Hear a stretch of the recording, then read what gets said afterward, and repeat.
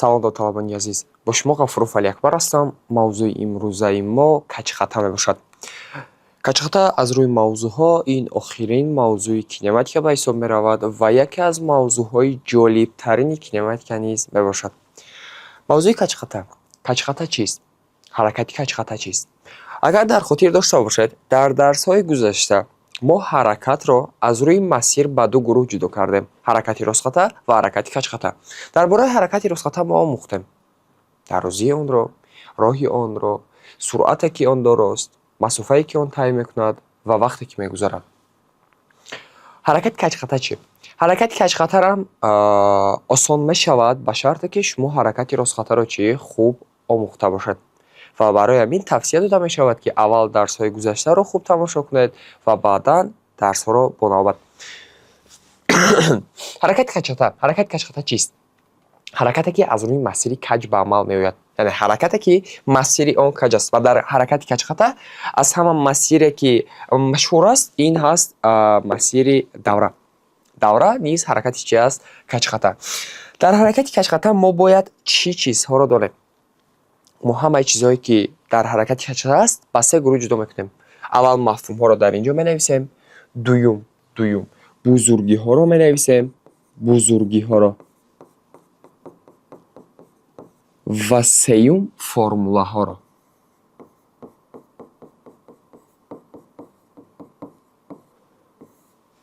яъне дар умум мо бояд аввал мафҳумҳоро фаҳмем.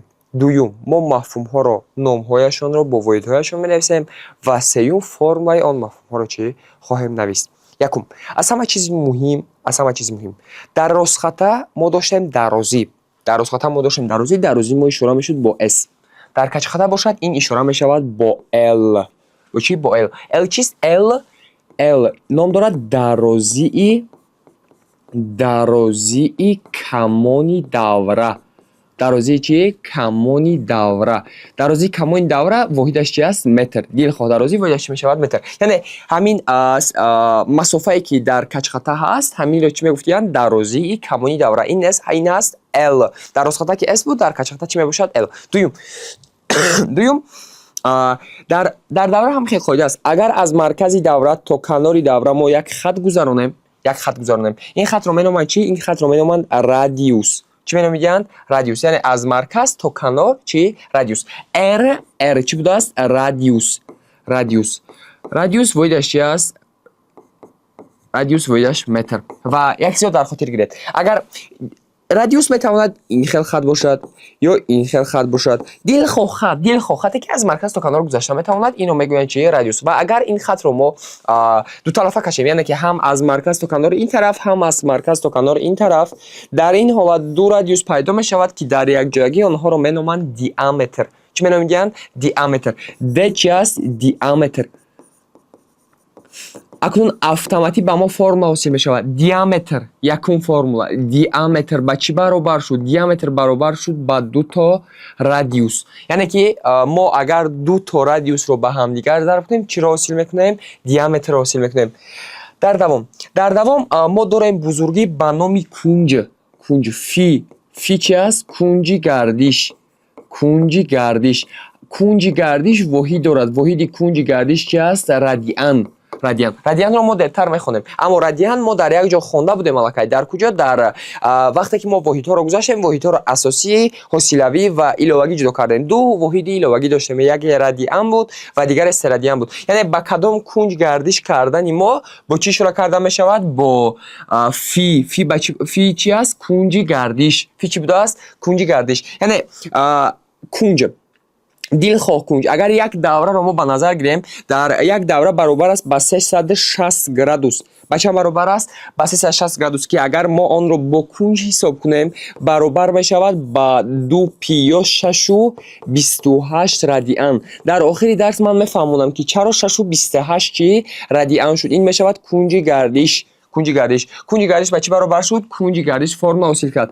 کونج گردش هنگام یک دوره پورا برابر شد با 2 پی. وایدش چی است؟ رادیان. اکنون سوال خط راست رو ما چطور درازیش رو چک کنیم؟ با واسطه اسباب، با واسطه متر، یعنی درازیش رو ما میتونیم چیکار کنیم؟ چک کنیم. اما خط کج رو این طور چک کرده نمیشود. چطور خط کج رو ما باید چک کنیم؟ خط کج یک فرمولا دارد برای حساب کردن درازی کمون دوره. با ما فرمولا پیشنهاد شده است. ما چیکار کرده میتوانیم؟ ما باید در اینجا گیریم برای درازی کمون دوره رو حساب کردن ما باید کونج رو ضرب رادیوس کنیم. کونج رو ضرب چی؟ رادیوس. وایدش چی است؟ متر. چرا رادیوس؟ چون که رادیوس خط راست است و آن را چین کردن می شود. اما ال که خط کج است آن را چین کردن چی نمی شود. و اگر ما گفتیم در یک دوره پورا گیریم، در یک دوره پورا ال فی ما با چی برابر است؟ با 2 پی. با 2 پی ضرب چی؟ رادیوس. وایدش چی است؟ متر. یعنی با جای فی ما چی نویسیم؟ 2 پی نویسیم. اکنون سوال در حرکت راست خط ما سرعت داشتیم. بله سرعت در حرکت کج خط نیز هست. وقتی که ما از روی دوره حرکت میکنیم ما سرعت داریم. اما این سرعت نام دارد. این سرعت نام دارد سرعت خطی. چی نام داشته است؟ سرعت خطی. اگر در اینجا و برابر دی اس تقسیم ت باشد، و برابر اس تقسیم ت، گفتیم ما در اینجا داریم و ما و خ چی معنی دارد؟ سرعتی چی؟ سرعت خطی. وایدش متر تقسیم چی؟ ثانیه. اکنون بیاد فرم سرعت خطی رو شما گوید. پنجم و برابر دی اس تقسیم ت. نه و برابر چی؟ ال تقسیم ت. چرا ال تقسیم ت؟ چون که در کج خط ما اول که اس نداریم. ما در کج خط چی داریم؟ با جای اس با جای مسافت ما داریم درازی کمون دوره و برابر دی ال تقسیم ت. و این کدام نمونه سرعت است؟ سرعت خطی. وایدش چی است؟ متر در یک چی؟ ثانیه. در دوام دقت کنید. در حرکتی راست خطه وقتی که ما حرکت میکردیم سرعتی ما چیکار میکرد؟ تغییر می‌یافت. یعنی سرعتی ما 5 بود 10 شد یا 15 شد یا دیگر و دیگر. در این حالت پیدا میشد یک بزرگی به نام شتاب. شتاب چیست؟ شتاب بزرگی است که هنگام تغییرابی صورت به وجود میاد. سوال چی صورت تغییر می‌یابد؟ چی صورت یعنی در صورت چی تغییرابی شما دیده اید؟ در صورت رقم قیمتی آن تغییر می‌یابد. یعنی قیمتش 5 بود، قیمتش 10 شد، قیمتش 15 شد، قیمتی آن تغییر یافت. برای همین وقتی که قیمت تغییر می‌یابد در اینجا پیدا می‌شود شتاب. چی پیدا می‌شده است؟ شتاب حساب چی پیدا می‌شده؟ حساب تغییرابی قیمتی سرعت. تغییرابی چی؟ قیمتی سرعت. در کج خط نیز همین خیلی است.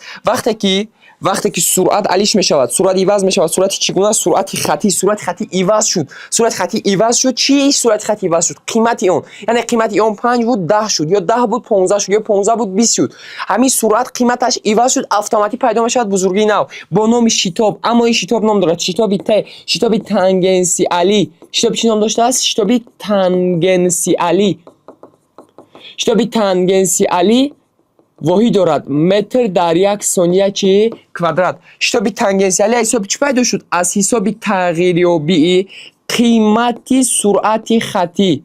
تغییریابی چی؟ قیمتی سرعت خطی. یعنی قیمت سرعت خطی اگر تغییر و بعد پیدا میشه چی؟ شتاب تانگنسیالی. و در دوام شتاب تانگنسیالی وقت پیدا شده حساب تغییریابی سرعت خطی ما در اینجا فرم می‌نویسیم. چه که در راست خط بود اینجا نیست چنین است. ا برابر دی دلتا و تقسیم ت. اما در اینجا ما یک دیگرگونی میکنیم. چی دیگرگونی؟ با جای سرعت ما می‌نویسیم سرعت خطی و با جای شتاب می‌نویسیم شتاب چی؟ شتاب تانگنسیالی. شتاب چی؟ تانگنسیالی. در دوام فکر کنید شما چیکار میکنید؟ شما میگیرید در از روی دوره حرکت میکنید. وقتی که از روی دوره حرکت میکنید شما در وقتی گردش چی طور در وقتی گردش؟ وقتی که من مثال دوچرخه رانده باشم، دوچرخه رانده ایستادم، وقتی که گردش میشود من خود را کم طرف مرکز میکنم بعدن گردش میکنم. این کار اتوماتیک میشود. یعنی این در دست من نیست. من نمیتونم راست گردش کنم. من باید کم خود را خم طرف مرکز کنم بعدن چیکار کنم؟ بعدن گردش کنم. در این حالت پیدا میشود یک شتابی که به طرف مرکز روان است. یعنی وقتی گردش کردن طرف مرکز چی؟ یک شتاب پیدا میشود. این شتاب نام دارد شتابی مرکز رو. شتاب چی؟ مرکز رو. اکنون بیاید فکر کنیم شتاب مرکز رو حساب چی پیدا شد؟ من حرکت کرده ایستادم از روی دوره. وقتی که من از روی دوره حرکت کنم من دارم سرعت خطی سرعت چی؟ سرعت خطی. وقتی که من رفتم طرفی گردی شد، وقتی خود رو طرفی گردش کردم، طرفی مرکز یک شتاب پیدا شد. شتاب به حساب چی پیدا شد؟ حساب اون که من سرعت خطی داشتم، سمت سرعت خطی رو چیکار کردم؟ عوض کردم. سمت سرعت خطی عوض شد، اتوماتیک پیدا می شود چی؟ شتاب مرکز رو. چی پیدا می شود؟ شتاب مرکز رو. شتاب مرکز رو، شتاب مرکز رو. حساب چی پیدا شد؟ از حسابی شتابی مرکز رو گفتم من، شتابی مرکز رو از حسابی تغییریابی سرعت خطی. چی سرعت خطی؟ سمت سرعت خطی. چی سرعت خطی؟ سمت به حد مهم است حاضر. فکر کنید اگر قیمت تغییر یابد شتابی تانگنسیالی پیدا می شود. اگر سمت تغییر یابد شتابی مرکزی را پیدا می شود. یعنی در هر دو حالت شتاب را چی پیدا کرده است؟ چی به وجود آورده است؟ سرعت خطی. یعنی شتابی تانگنسیالی حساب تغییریابی قیمت، شتاب مرکز رو حساب چی؟ تغییریابی سمت. و هر دو شتاب ها حساب چی؟ از حساب تغییریابی سرعت. چی سرعت؟ اگر قیمت تغییر یابد شتاب تانگنسیالی، اگر سمت تغییر یابد شتاب چی؟ مرکز رو. و شتاب مرکز رو فرمولش رو بنویسیم. شتاب مرکز رو کمی بس دتر بنویسیم. هشتم من چیکار میکنم؟ همین دوره رو دیدید، من دوره رو میکنم، در زمین میمونم، من در مرکز دوره جای گیرم. وقتی که من در مرکز دوره دور میزنم، نه اهمیت دید، نه یکم باره که دور زدم، نه این دویم باره که دور زدم، یکم باره که دور زدم از دویم باره که دور زدم چی فرق داشت؟ در دویم باره سرعت من زیادتر بود. اما یک چیز رو به نظر گیرید، در مرکز دوره وقتی که گپ درباره سرعت میرود، آن سرعت خطی نیست. چرا؟ چون که سرعت خطی، برای که سرعت خطی داشته باشد باید شما از روی چی حرکت کنید؟ از روی درازی کمانی دوره، از روی دوره حرکت کنید. نه که در مرکز دوره شما که یگان مسافه رو طی نمیکنید شما سرعت خطی ندارید. پس در مرکز دوره ما چگونه سرعت داریم؟ در مرکز دوره ما داریم سرعت کنجی. سرعت چی؟ کنجی. در مرکز دوره وقتی که ما حرکت میکنیم کنجی ما عوض میشود. کنجی ما چیکار میکنه؟ عوض میشه. گفتیم که یک دوره 360 گرادوس، 90 گرادوس، یا 180 گرادوس، 270 گرادوس، 360 گرادوس. وقتی که ما حرکت میکنیم کنجی ما چیکار میکنه؟ عوض میشود. یعنی سرعت کنجی اش وابسته است تغییریابی کنج در واحد چی؟ در واحد وقت. واحدش رادیان تقسیم چی؟ رادیان تقسیم ثانیه. ما گفتیم کنج واحدش چی است؟ رادیان. در دوام ما گفتیم سرعت کنجی از چی وابسته است؟ از تغییریابی کنج در واحد چی؟ در واحد وقت. یعنی کنج عوض شد در واحد وقت. این چی است؟ سرعت کنجی. سوال می شود ما سرعت خطی رو در کجا داریم؟ سرعت کنجی رو در کجا داریم؟ سرعت خطی در گرد دوره، از روی دوره حرکت کردن. سرعت کنجی در کجا؟ در مرکز دوره. وقتی در مرکز دوره دور میزنید شما دارید سرعت کنجی. در گرد دوره دور بزنید سرعت چی؟ سرعت خطی. دو بزرگی دیگر باقی موند. دو بزرگی. کدام بزرگی؟ دقت کنید. یکم بزرگی نام دارد تی کلان، دوری گردش. دوری گردش واحدش ثانیه. دوری گردش چی رو نشان میدهد؟ دوری گردش، دوری یک گردش، یعنی دور برای یک گردش. دور خودش است؟ دور این وقت است. یعنی خلاصه شد وقتی یک گردش. دوری گردش چی بوده است؟ وقتی یک گردش. یعنی وقتی که ما در آن یک گردش میکنیم. تنها یک گردش به حد مهم است. مثال اگر من از روی همین دوره در 5 ثانیه یک گردش کنم، معنای آن را دارد که دور گردش من 5 ثانیه است. اگر در 10 ثانیه گردش کنم، معنای آن را دارد که دور گردش من 10 ثانیه است. اگر در 10 ثانیه دو گردش کنم، دور گردش من باز 5 ثانیه است. چرا؟ چون که دور گردش همه وقت کار دارد با یک گردش کردن. یعنی مهم است چی است؟ یک گردش کردن. دو گردش، سه گردش، چند گردش باشد ما یک گردش آن را حساب کرده چی میگوییم؟ دور گردش. یعنی دور گردش چی وظیفه دارد؟ وقت رو نشان میدهد. وقتی چی را؟ وقتی یک گردش رو. وقتی چی را؟ یک گردش رو. این نام من چیه؟ دور گردش. باز دارم غیر از این بسامد گردش، بسامد گردش. بسامد چی رو نشان میدهد؟ بسامد گردش باشد، بسامد گردش واحدش گردش تقسیم ثانیه چی رو نشان میدهد؟ بسامد گردش نشان میدهد گردش رو، چند گردشه که در یک ثانیه اجرا میشود. در چند ثانیه؟ در یک ثانیه. مثال در یک ثانیه اگر شما 5 مرتبه از روی دوره حرکت کردید، معنای را دارد که بسامد شما 5 است. اگر در یک ثانیه 10 مرتبه گردش کردید، بسامد شما با 10 برابر است. فهمیدین؟ بفکرم فرقیت دور گردش و از بسامد گردش. دور گردش وقت را نشان میدهد که در آن یک گردش می شود. بسامد گردش گردش را نشان میدهد که در یک ثانیه اجرا می شود. یعنی برای دور گردش مهمیت یک گردش است، برای بسامد گردش مهمیت یک ثانیه است و هر دوی آنها فرم دارند. فرم دور گردش و بسامد گردش. فرم دور گردش نهم. دور گردش فرم دارد ت برابر دی ت تقسیم n ویدش چی است؟ ثانیه. بسامد گردش دهم. بسامد گردش نیو برابر دی n تقسیم ت ویدش چی است؟ گردش تقسیم چی؟ ثانیه. یعنی هر دوی آنها با یکدیگر متناسب چپک شدند. از همین سبب یک فرم نو می نویسیم. فرم نو چگونه است؟ ت برابر دی یک تقسیم نیو ویدش چی است؟ ثانیه. یعنی در عموم 11 فرم برای کار کردن هم گرافیکا و هم مسئله ها به شما چی کمک میکند. اکنون ما یک چند سوال ها میدیم، شما به این سوال ها جواب دهید. یکم، شتاب تنگنسیل حساب چی پیدا شد؟ از حساب تغییریابی قیمت صورت خطی.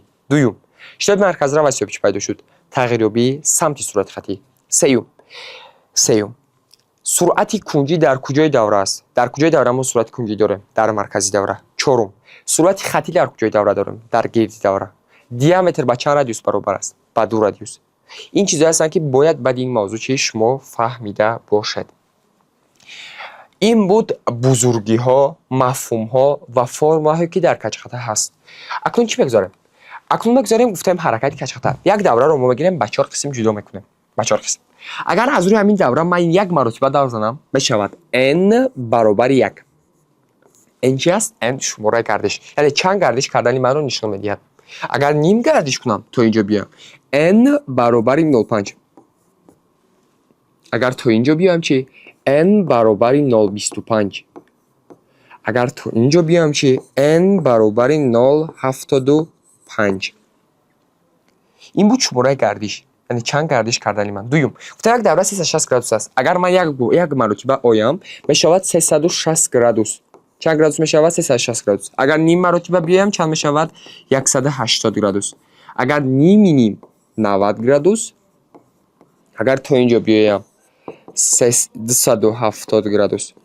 این بود از روی گرادوس ها، از روی شماره گردش و از روی چی؟ از روی گرادوس ها. دوم، ما داریم یک رادیان داریم. رادیان چیست؟ یک رادیان چیست؟ یک رادیان اساساً چند کجا رو ما یک رادیان مینامیم؟ یک رادیان کنج رو مینامند که با 57.3 گرادوس برابر است. با چند برابر است؟ 57.3 گرادوس. یعنی 57.3 گرادوس رو ما مینامیم یک رادیان. چی مینامیم؟ یک رادیان. یک رادیان چیست؟ یک رادیان کنج است که برابر است با 57.3 گرادوس. یا قاعده است. یک رادیان چند کجا رو ما یک رادیان میگیم؟ یک رادیان کنج است. کنج کجا؟ کنج بین دو تا رادیوس. کنج چی؟ بین دو تا رادیوس. یعنی بین دو تا رادیوس یک کنج پیدا می شود. و همین کنج یک چیز دارد. شما باید همین رو بسیار اهمیت دهید. کنج بین دو رادیوس که درازی آن، یعنی درازی یک تا رادیوس با درازی کمان دوره چی است؟ برابر است. یک رادیان همان وقت می شود که این درازی با درازی کمان دوره چی باشد؟ برابر باشد. انا می قدر جا رو چی؟ یک رادیان می نامند که اون برابر می شود با چند؟ با 57.3 گرادوس. اکنون سوال می شود اگر 0.25 گردش ما 90 گرادوس باشد آیا این از یک رادیان زیادتر است یا کمتر؟ بیاید این رو بسنجیم. ما گفتیم که 90 گرادوس ما نمیدونیم که چند رادیان است، اما میدونیم که یک رادیان با چند برابر است؟ یک رادیان برابر است با چند؟ با 57.3 گرادوس. بیاید کار میکنیم. x رو اگر یابیم 90 ضرب 1 تقسیم 57.3 میشود 1.57 چه رادیان. چند میشده است؟ 1.57 رادیان. یعنی 0.25 گردش ما اگر با کنج بگیریم میشود چند؟ 1.57 رادیان.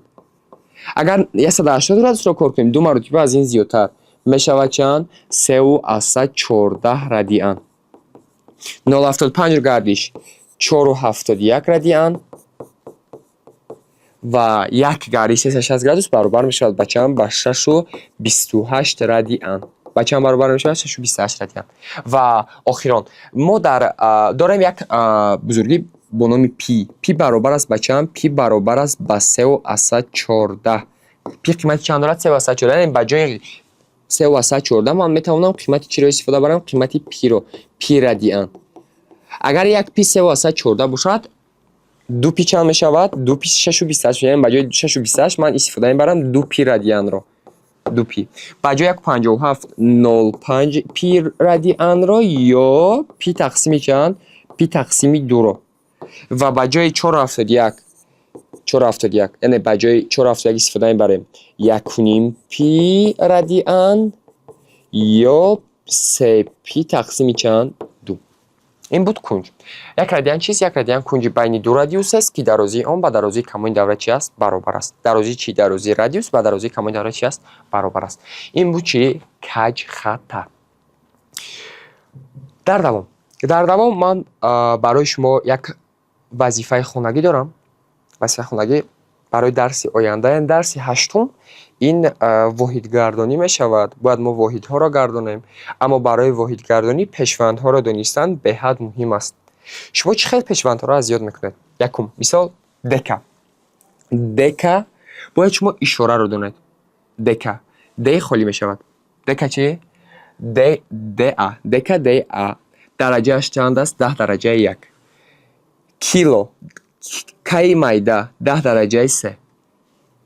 Гига гейкалон 10 дараҷаи 9. Микро МК 10 дараҷаи минуси 6. Яъне шумо ҳар як пешванди ҳаминро бояд аз ёд донед. Аз ёд. Мисол чӣ хел? Ман агар ба шумо савол диҳам микро чанд аст, шумо бояд гӯед микро ишора МК дараҷа 10 дараҷаи минуси 6. Гига чанд аст? Кило мега гига 10 дараҷаи 9 ишора гейкалон. Яъне ҳар як таи ҳаминро бояд чи шумо аз ёд донед. Ин вазифаи хонагӣ то дарси чи? Дарси оянда мешавад. Ва дар давом мо мисли ҳар дафъа 1 2 3 4 5 саволе пешниҳод кардаем ки шумо ба ин савол дар хатӣ ба инҳо чи? Ҷавоб нависед ва баъди ин дарсро омӯхтан шумо ба ин саволҳо бояд ҷавоб гардонда чи? Тавонед. Ва бо ҳамин дарси каҷхата ба анҷом расид. Бо шумо будам ман Ғафур Фалиакбар. Ташаккур ба диққататон.